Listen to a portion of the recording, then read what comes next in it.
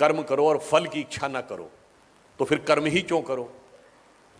परंतु ये जानते क्यों आता है, जब आपकी छोटी सूक्ष्म दृष्टि होती, हल्की दृष्टि होती, तो आपको लगता है कर्म करने से मुझे कुछ प्राप्त होगा। जब विराट दृष्टि होती है तो निष्काम कर्म का भाव स्वतः उत्पन्न हो जाता है। अब मैं आपसे पूछूं कि हम सब यहां बैठे हुए हैं, हम अपने शरीर को एक यूनिट मान लें और इससे माइक्रो लेवल पे बढ़ें और फिर मैक्रो लेवल पे बढ़ें। माइक्रो लेवल पे आए तो हमारा शरीर भिन्न भिन्न तंत्र से मिलकर बना है, respiratory system, digestive system, circulatory system. हमारी इच्छा से चल रहा है क्या? अपने सिस्टम से चल रहा है। हमारे शरीर के जितने तंत्र भिन्न भिन्न अंगों से बने, हार्ट, लिवर, किडनी, हमारी इच्छा से चल रहे हैं क्या? अपने नियम से चल रहे हैं। उसके अंदर जितने भी टिश्यूज हैं वो हमारे सिस्टम से, हमारी इच्छा से चल रहे हैं? नहीं।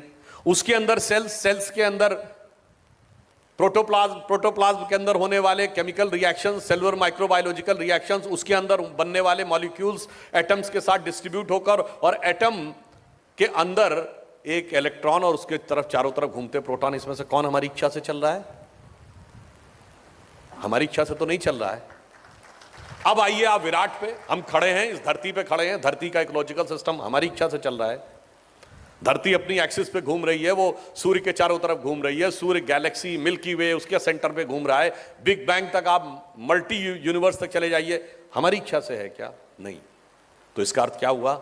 जब संपूर्ण सृष्टि के क्रम में हमारा नियंत्रण परिणाम पर नहीं है, हमारा नियंत्रण केवल कर्तव्य पर है। इसलिए जिस भी स्थान पर जो भी भूमिका ईश्वर ने दी है, यदि आप इस विराट सत्य को समझ पाएंगे तो आपके मन में स्वतः निष्काम कर्म का भाव उत्पन्न हो जाएगा कि मुझे अपना कर्तव्य करना है, बाकी इस विराट सृष्टि क्रम को चलाने वाला ईश्वर स्वतः हमें उसका उपयुक्त फल देगा।